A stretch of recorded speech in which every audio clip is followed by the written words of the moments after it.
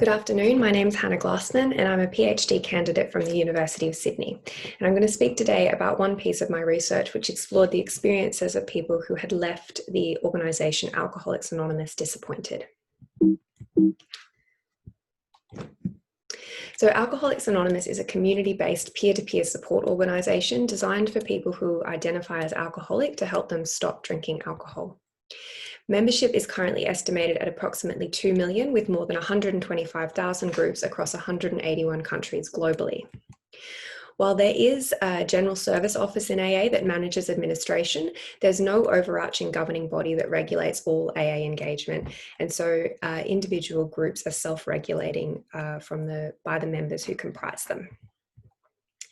So in a systematic review, we found that existing qualitative research in this field has mainly focused on the experiences of people who have conformed to AA ideology and who have had positive experiences in AA. And there's been no study to date that has focused on the experiences of people who have not conformed to AA ideology or who have had negative experiences. So dropout studies allow for us to understand the concerns that people might have towards particular treatment programs. So the aim of this study was to examine the experiences and perspectives of those who have joined and subsequently exited AA with some degree of disappointment. The design was a semi-structured in-depth interview, and we recruited participants from several private social media platforms across varying geographical locations. Our participants varied on various demographic variables, which increased the heterogeneity of our sample. So data collection occurred over an online video conference platform, and a semi-structured interview guide was employed. We include a variety of measures to enhance the trustworthiness of our findings. Data were analysed following protocols for thematic analysis described by Braun and Clark, and an inductive open coding led to the identification of preliminary themes. We then trialled several sensitizing concepts, and eventually this led us to a particular theoretical perspective that I will describe. So CARP identified regularities across people in the stages involved in taking up and stopping antidepressant medication. So initially during a trial commitment stage, people are willing to trial medication despite some resistance. And they begin during this phase to reconceptualize their illness and accept a biochemical explanation of depression's etiology. So despite small positive effects or even some negative effects, they are committed to finding a suitable biochemical treatment. However, they ultimately become disenchanted with drugs following a resurgence of depressive symptoms. And Karp noted that these stages that he identified were in line with the accounts of the recruitment, conversion, and deconversion of individuals to various religious groups. So we applied this idea of a career movement to interpret participants' perspectives on their AA involvement. And the career movement included these stages. So firstly, their entry. So two participants described making a deliberate choice to enter AA and that they felt that it could help them with their problematic drinking. Whereas 9 participants explained that they entered AA somewhat passively after being referred by a treatment centre or a healthcare professional. Some additionally described feeling forced or given an ultimatum by family, and all of these participants related their entry to the monopoly that AA holds in the treatment industry. So 5 participants described dramatically positive first impressions, whereas 6 participants described varying degrees of ambivalence, for example, towards having to be abstinent from alcohol or other aspects of AA ideology.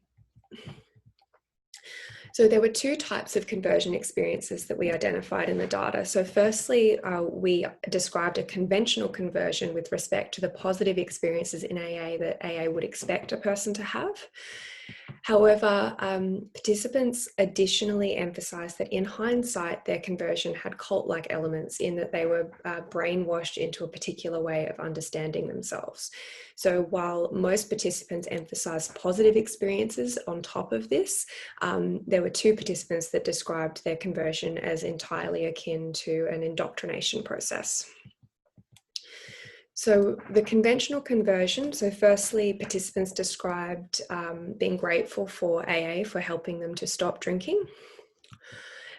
They described positive experiences with the people in AA, so the sense of belonging or acceptance, and lots of participants contrasted this against the sense of isolation felt prior to joining AA. They described liking particular aspects of the ideology, for example, the higher power of one's own understanding, the idea that problem drinking is symptomatic of deeper existential issues, and the disease concept that reduced shame. So Harry was 21 when he first attended AA and was a member for 3 years. When Harry was asked at the beginning of the interview about his first impressions, he responded, "First impressions were, wow, this is great. I'd found the answer to all my problems because I bought into it hook, line, and sinker. So I thought this is really great. I really connected with the big book. I connected with everything that was being said in the meetings, and I was really all about it. I thought I had discovered the greatest thing to happen in my life and that everything was going to be okay from there on out." So here Harry recalls how powerful his conversion experience was in positively impacting his well-being and sense of hope. However, he shares a view that most of the participants had, that he retrospectively considers his conversion to be somewhat impure or problematic. So with respect to the cult-like conversion, participants described repetitiveness and monotony in the readings of AA text at meetings, and members sharing evangelically about AA's effectiveness in meetings. They described having to practice behaviours that would eventually lead to conforming to dominantly held beliefs. For example, pray to a higher power and you'll eventually learn to call it God. They described changes in their identity that ultimately functioned to keep them in AA. So, for example, internalizing fear-based messages such as that the alcoholic is powerless and chronically ill. And they described a loss of personal identity and autonomy. This was described with respect to a loss of independent critical thought and feeling disempowered by having to run decisions past a sponsor. So overall, while most participants recounted some genuinely positive aspects of AA, the conversion process was most commonly recalled as having high cult-like features in retrospect.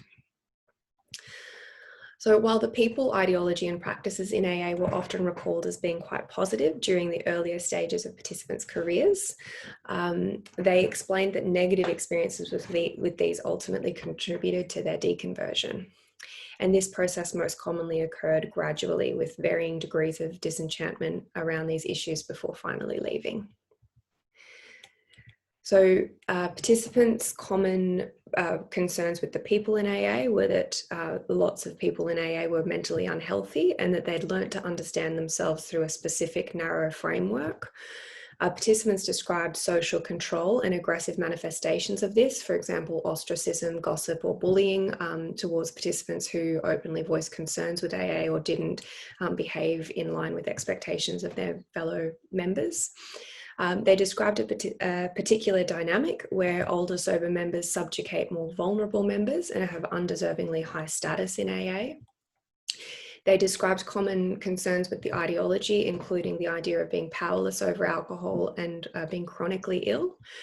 They described concerns with the religiosity and the lack of modern science incorporated into the AA doctrine. And common concerns with the practices included being given blanket solutions to complex personal problems, such as being advised to pray about a problem. They described problems with the constant self-scrutiny practiced in AA and the need to accept responsibility for personal distress. And they described not liking the practice of self-disclosure, sometimes with a sponsor or within meetings. So Peter is a good example of these concerns with the ideology. He was 43 when his counsellor referred him to AA, and he remained for only about 3 months before leaving. When asked during the interview how AA defines alcoholism, Peter responded, "How they describe alcoholism? Progressive disease that you can never be cured of. You need to pray every day for God to give you a daily reprieve. If you ever stop practicing AA, then you're dead. You're just going to die. That's basically the bottom line. They don't really tell you. And also, you're a moral failure too. And it's all about your moral shortcomings because basically you don't have a good relationship with God. And that's everybody's problem that drinks too much alcohol. They don't tell you. They don't tell you about genetic factors. They don't tell you about how the brain chemistry works. They just don't. It's all based on you don't have a good relationship with God because you're a moral failure. So now you have this disease." So here, Peter is contrasting AA ideology with scientific explanations of problem drinking to exemplify that AA is not trustworthy. He explains that AA is not interested in alternative explanations of alcoholism, but rather propagates religious-based understandings and withholds biomedical information. Okay. So common concerns that participants shared after leaving AA included having feelings of sadness and anger, looking back on lost opportunities due to time spent in AA or lost relationships with members after leaving. Most participants described having to go through a process of deprogramming after leaving, so unlearning the beliefs that they'd adopted, and some reported still being in this process. Participants also discussed concerns with the lack of professional oversight in AA, so the fact that there's no overarching governing body that can hold individual groups accountable for their members, sponsors taking the place of licensed therapists, and older sober members giving dangerous authoritative advice such as to stop taking medication. They described that AA is comprised of vulnerable people who can be easily accessed by predators, and there's no safeguarding there. And one of the manifestations of this was that older sober members pursue sexual relationships with new members, and that this is colloquially referred to as 13th stepping. So quite a few participants reported knowing about this, and one reported having had this happen to her. AA has not updated its ideology as a result of critical reflection or empirical research, and participants talked about how they felt it was an inadequate approach to deal with complex mental health concerns. Okay, so a discussion of our findings. This is just a brief discussion of some of our findings, but we wanted to note that there is a lack of consensus around whether AA should be considered a cult. So some studies have highlighted the cult-like elements of AA that participants identified. However, others identified features that are distinctly not cult-like. So there's the fact that there's no overarching governing body, and members are free to make their own interpretations of the doctrine. So the cult-like elements of AA reported by our participants illustrate this discrepancy between the idealistic principles in AA and their actual experiences. So despite AA having a number of safeguards against becoming cult-like, not all members will live up to these, and nor at all times. So individual differences in personality, experiences, beliefs mean that people are going to be contributing to an environment that's more or less characterized by the rigidity or pressure to conform that could be considered cult-like. So the members comprising one's local groups therefore represent a significant variable that can impact a person's experience in AA. So some limitations and future directions. Limitations include that there is a lack of generalizability from this study. However, it may serve as a precursor for quantitative research. We most probably used a particularly negatively biased sample given the groups that we recruited them from. However, participants who leave AA in this way may articulate some of the concerns that people who remain in AA might have to a lesser degree.